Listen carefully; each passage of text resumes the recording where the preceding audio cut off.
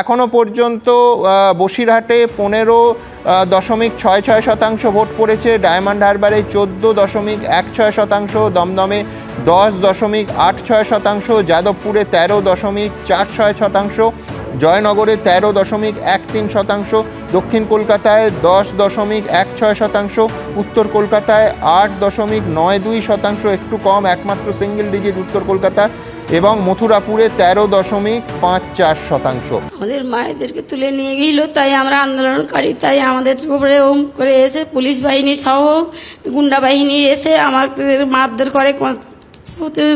এমন জায়গায় মারবো, দেখাতে পারবো না আমাদের কি অপরাধ। আমরা এতদিন ভোট দিতে পারি না, এখন ভোট দিতে বিজেপিকে দেবো বলে কি তাই ওদেরকে টর্চার করে আমাদের উপরে এইরকম নির্যাতিত করছে। কিন্তু আমাদের সে দিয়ে ওরা কেন কিছু করতে পারবে না। আমরা যেহেতু আন্দোলনে নেমেছি, নেমে আমরা যেই বিজেপিকে ভোট দেব এবং আপ্রাণ চেষ্টা করে প্রাণের জীবন।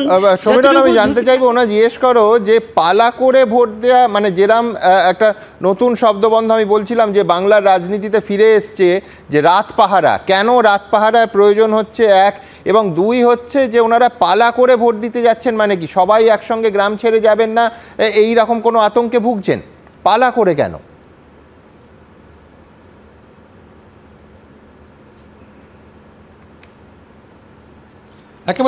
একেবারে সুমনদা, আপনাদের গ্রামে সবাই দল বেঁধে একে একে যাচ্ছে, সবাই একসাথে যাচ্ছেন, আপনারা এই গ্রাম পাহারা দেওয়ার জন্য রয়ে যাচ্ছেন? কিছু কিছু লোকেরা যাচ্ছে একসঙ্গে গেলে, অসুস্থ যারা তারা গাড়িতে যাবে। প্রচুর লোকজনকে তো মেরেছে, মায়েদের, প্রত্যেক মায়েদের মেরেছে, এমন এমন জায়গায় মেরেছে দেখানোর মতো না। তারা কি করে যাবে, তাদের গাড়ি করে যাবে, যারা যারা দেখতে পাচ্ছে না। দেখেছে এই মায়েরা প্রথম। আপনারা রাত পাহারাও দিয়েছেন কেন? হ্যাঁ, আমাদের ওই ছেলেদের তুলে নিয়ে গেছে, আমাদের বাড়ির ছেলে তুলে নিয়ে গেছে, তার জন্য আমরা পুরো তো সেই আন্দোলনের কাছ থেকে তো আমরা রাত পাহারা দিই। তারপরে আমাদের সকালকে 10:30 11টা সময় এইসব ঘটনা ঘটেছে, পুরো সারা রাত। আপনারা কি গ্রাম খালি রাখবেন না বলে ধাপে ধাপে দলে দলে যাচ্ছেন ভোট দিতে সবাই? আপনারা এখনো যান না?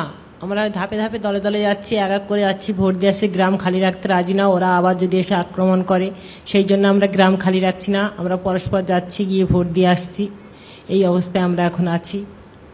সুমনদা, তুমি শুনলে যে গতকাল বীরেন্দ্র রাত কাটিয়েছেন এই বেরমজুর বটতলার গ্রামের বাসিন্দারা, এবং সকালবেলা একে একে দল বেঁধে তারা ভোট দিতে যাচ্ছেন। গ্রাম তারা খালি করতে চাইছেন না, কেননা গতকাল সন্ধ্যে থেকে তাদের অভিযোগ তৃণমূল আশ্রিত দুষ্কৃতীরা দাপিয়ে বেরিয়েছে, বাইক বাহিনী দাপিয়ে বেরিয়েছে। পুলিশের বক্তব্য হচ্ছে 2জন পুলিশ কর্মীকে এই বিজেপি সমর্থকরা নিগ্রহ করে, তারপরে পুলিশের পক্ষ থেকে গ্রামবাসীদেরকে তাড়া করা হয়। আর তারপরেই যেটা গ্রামবাসীদের অভিযোগ, পুলিশের সঙ্গে মিশে তৃণমূল আশ্রিত দুষ্কৃতীরা এখানে তাদেরকে মারধর করা হয়েছে। রীতিমতো আতঙ্ক এবং ভয়ের পরিবেশ, এবং এখনো গ্রাম যথেষ্ট থমথমে এবং তারা যথেষ্ট আতঙ্কে রয়েছে। এবং সন্দেশখালীর যারা মহিলারা যারা আন্দোলন করেছিলেন তারা এখনো রাত পাহারা দিচ্ছেন, কেননা তাদের আতঙ্ক এখনো দূর হয়নি।